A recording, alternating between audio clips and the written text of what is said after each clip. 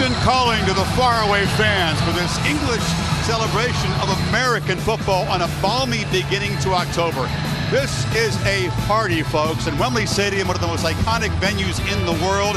This walk, all NFL teams are represented. These fans have circled this day. They've waited a long time for this. Some are very dialed in, some are clueless, but they are all fired up for the Falcons and the Jaguars. Welcome to the Progressive Kickoff. It's a unique experience, it really is, and a festive atmosphere here. And for Trevor Lawrence and the Jaguars, they're hoping a trip across the pond can spark an offense that's been lacking so far. For Atlanta, the guy bringing the juice is the electric rookie, Bijan Robinson. Both teams hungry for a win as they come off losses. Chris Fowler, Louis Riddick, Dan Orlovsky, Laura Rutledge will join us.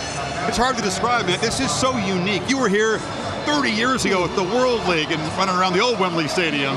Yeah, as a 22-year-old just trying to find his way back to the NFL. But I remember this place because of how iconic it is, how iconic it was back then, and how iconic it's going to be in the future. It really is a treat, Chris, to play here. Yeah, we've had an incredible week. You don't look like you played here 30 years ago. 30 years, folks. Hey, what can I say? It's a long time. Good for you.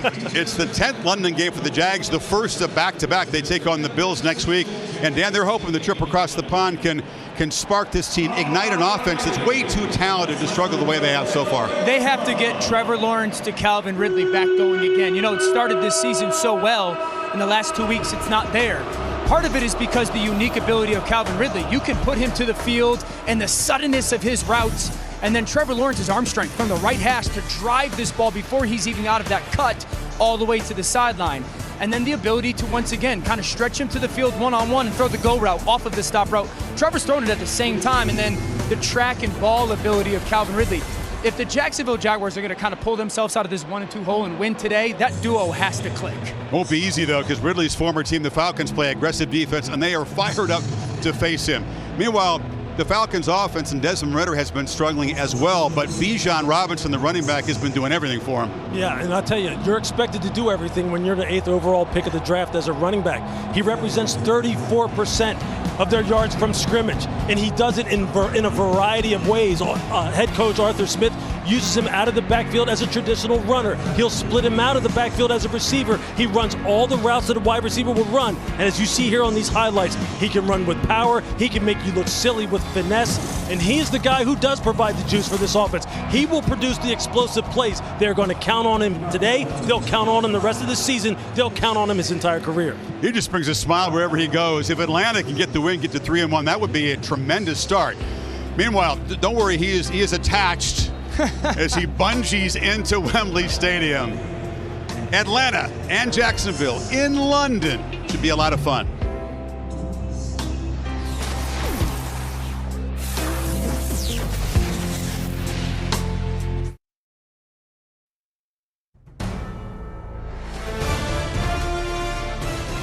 ESPN welcomes you to the following presentation of the National Football League.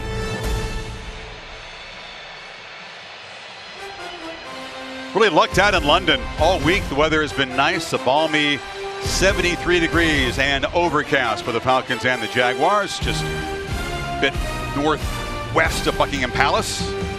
NFL 5 games in Europe, 3 in England, 2 in Germany.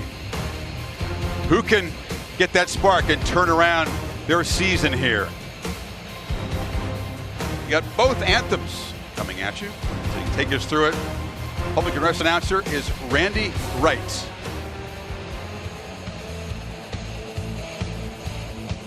Ladies and gentlemen, please stand and kindly remove your hats for the singing of the national anthem of the United States of America. The colors today are presented by the Royal Air Force Mildenhall Base Honor Guard and the British Army Color Party. The Star-Spangled Banner will be performed by singer, songwriter, and country music recording artist Alyssa Bonagura. Oh, say, can you see by the dawn's early light what so proudly we hailed at the twilight's last gleaming? whose broad stripes and bright stars through the perilous fight o'er the ramparts we watched were so gallantly streaming, and the rocket's red glare, the bombs bursting in air, gave proof through the night that our flag was still there. Oh, say does that star-spangled banner yet wave o'er the land of the free and the home of the brave?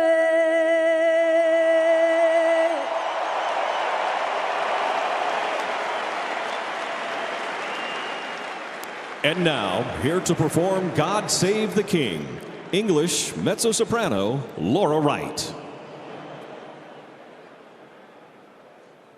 God save our gracious King, long live our noble King. God save the King. Send him victorious, happy and glorious, long to reign over us. God save the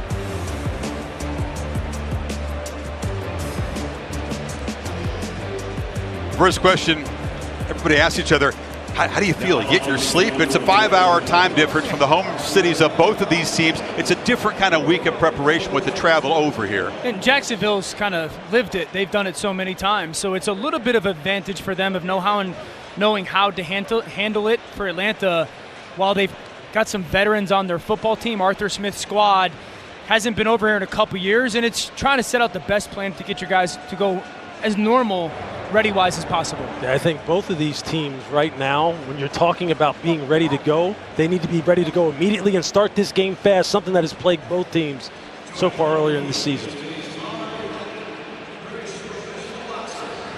Mike Volstad is the referee in charge of this crew today. With the former heavyweight champ Anthony Joshua, present honorary captain. About 87,000 here. Good afternoon, captains. Welcome to London. I have a London Games coin. The London side is heads. NFL shield is tails. Atlanta, you're the visiting team. What is your call? Tails. Call is tails. It is tails. Atlanta, you've won the toss. You'd like to defer your choice to the second half. You'd like to receive? Which way would you like to kick? Okay. Jacksonville will receive on this end. Best of luck, captains. Falcons have been a problem, by the way, for the Jags. They've lost 4 straight. End of 21 was the last game. They haven't beaten the Falcons since 2007.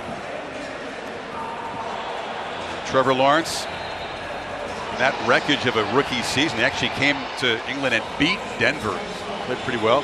Came here last year and lost, but represented. And Doug Peterson, Jaguars head coach, trying to kind of push the right buttons early in the season to get his guys going. There's big expectations for them. He's been the best thing that's happened to Trevor Lawrence, certainly in his 3-year NFL career, and just settling him down after that rookie year. And now the expectations, to your point, Chris, hey, we got a chance to be an AFC Championship team. And for Arthur Smith and the Atlanta Falcons, it's just, this is a team that wants to be physical every single game more than the opponent. Now, for those of you watching on ESPN, we're going to show you the start here. You get a taste, a few plays, then kick it back to Sunday NFL Countdown. And, of course, this game is available exclusively on ESPN+. So get locked in and get ready to make the switch over if you're watching on ESPN. Bradley Pinion, the punter for the Falcons, will boot it away.